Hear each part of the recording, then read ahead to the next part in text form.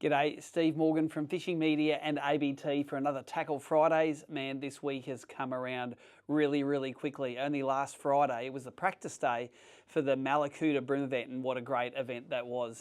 In fact, the entire Victorian road trip, very fishy, great group of people, great times and some good results, and got to do a lot of the tackle testing, and some of the stuff we're talking about today was of course derived from when we were on the road. But that wasn't the last time I went fishing. Actually, I got back from down south at Malakuta. We drove on Monday. On Tuesday we stopped in early at Manning River Marine, took about half a day. We got my Pro XS Mercury swapped over. The deal I have with Mercury is they like me to roll that motor over every year. So every year someone gets it. The year before it was Timmy. He's got my my 200 Pro XS on his boat now. The one off the current boat, Cromo, is taking that, and he's rolling his motor down and down and down. And in another 12 months, I'll probably roll it again. So if you're in the market for a 1 year, 200 hour V8 in the future, 200 horsepower, shoot us a message. I can let you know when it comes up for sale. So I suppose that was the first thing I wanted to talk about, the trip to Manning River Marine. Blake, the new mechanic there, did a great job on it. I go over the fitting out pretty tightly with them, and they do a great job.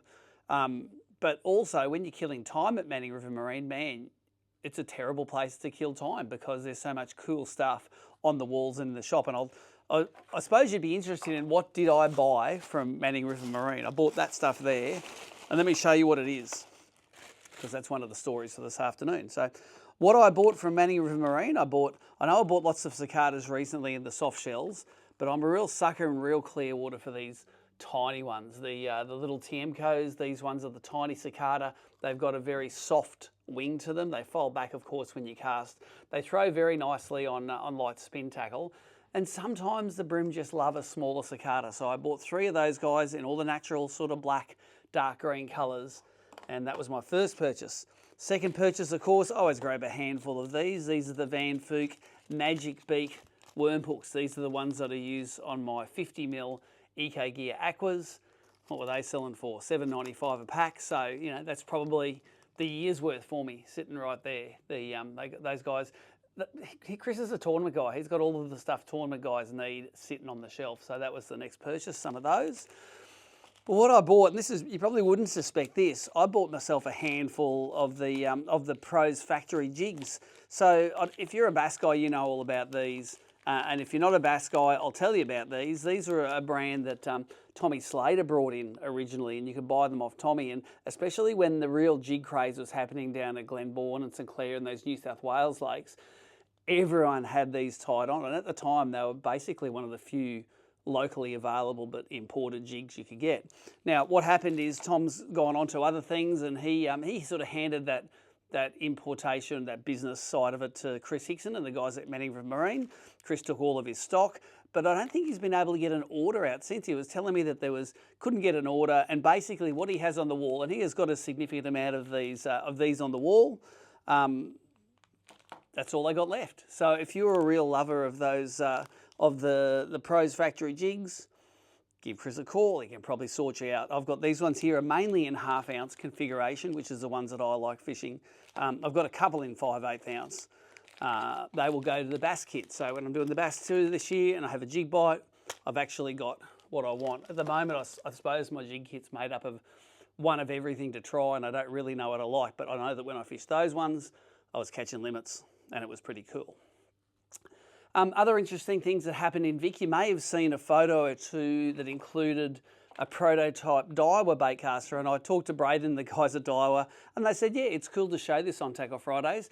This is a new sample of one of their, to increase their range of BFS baitcast tackle. But if you have a look between their current reel seat, which is there, and their new reel seat, which is there, you'll notice that the thumb grip or the finger grip is actually significantly reduced. And Braden set one of those up so I could have a go of it, see how I liked it in the hand, see if it was going to be too minimalist to feel good in the hand. But I ended up fishing this rod a lot, and I combined it sometimes with the new Gecker that the guy sent me the other week. So interestingly, I always thought that was a small spool on a reel on the Stees.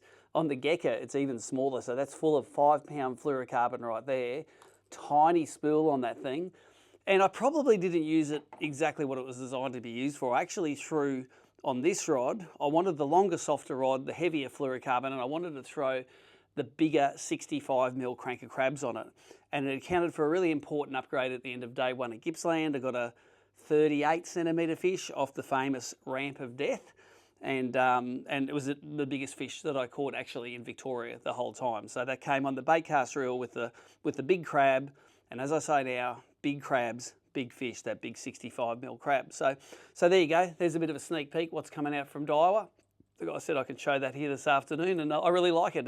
There was once where I sort of went to grab for it and I sort of missed it, but that was early on in the piece, and after that I felt very comfortable with that minimalist reel. So you don't know exactly what it's called, but I do know that it feels good in the hand. Since I've come back from Manning River Marine, I had one day in the office on Wednesday, and I've spent the last couple of days fishing with Takeyoshi Orimoto, who is one of the lure designers for Mercury in Japan, and that's the head brand of Ecogear. You'll know it's Ecogear in Australia. Famously designed the ZX blade. I don't know if he designed, but he brought out the SX40s in the start, and we got onto those. Integral in the design of Ecogear Aqua, and especially that brim prawn. And I actually spent time fishing the white, unweighted brim prawn with Orimoto during the week, and it was great to, 10 or 15 years after it's been released, going back to the original canals that we helped design it in, catching fish, and the brim still loved it. It was a good trip. We've had a good time with Orimoto. Also, he's never used forward-facing sonar, so I took the opportunity locally to take him down to the local Barra Creek, and we sat there looking at barra, mulloway, tarpon, all sorts of things. I think we landed a fish. We dropped a mulloway beside the boat, but it sort of really opened his eyes to how powerful that forward-facing sonar is. We can see all the fish, how they're behaving, how they're eating fish when fish are boofing on the surface, what they do afterwards. It's a great learning tool, and the Japanese guys really enjoyed that. We have one more day tomorrow on Saturday fishing with those guys before they go back to Japan, take all their ideas with them, and they typically take 2 years to work on a new bait from concept to on the shelf, at least 2 years. Aqua took 3 or 4 years, I think. So they definitely take their time and do their research before they bring baits out. I'm sure you all know by now that I had a really awesome time with the new Humminbird Mega Live 2 at Malakuta. There's a few cutaways in here. Live streamed the whole thing. It was a bit dodgy, the reception, as it often is in Malakuta, because if you don't actually see the tower, you get sort of really shitty speeds. But the live streams were popular and the highlights were popular. We used that Mega Live 2 unit in forward mode and used it with these. And this was the first time I'd ever used the Pro Lure Hybrid Shrimp, which is this one there. And when you Google it, there's actually 3 lures out there called Hybrid Shrimp. There's one from Live Target, I think. But this is the Pro Lure one.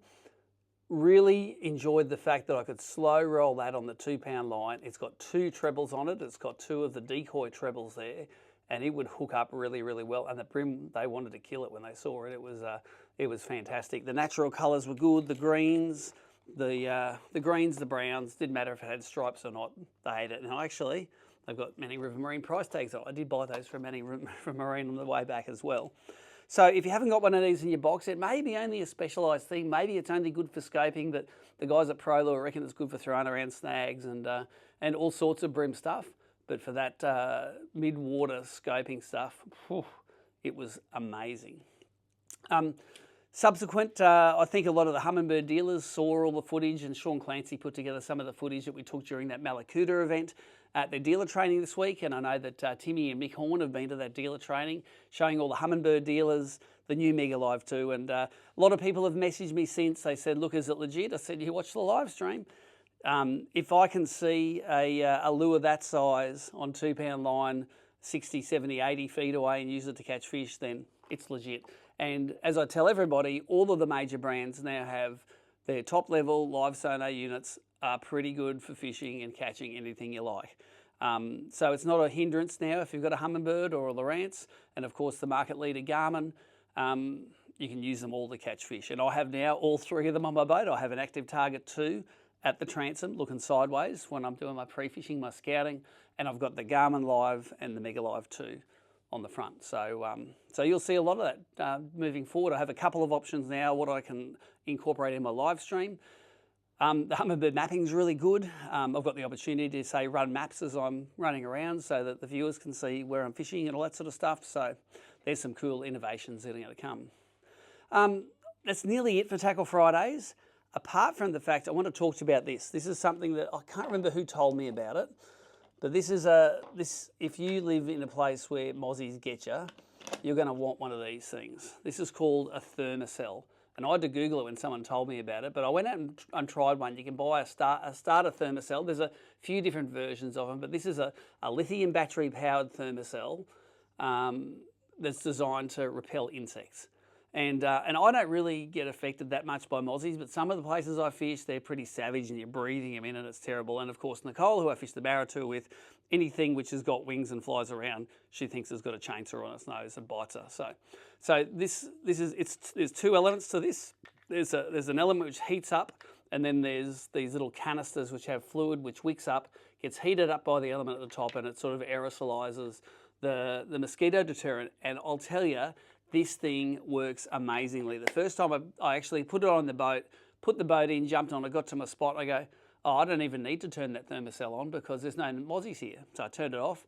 Within about 5 minutes, they're buzzing around my ears and biting me, and it works amazingly. There's some fluoro something active ingredient in it that works really well, but it is really expensive.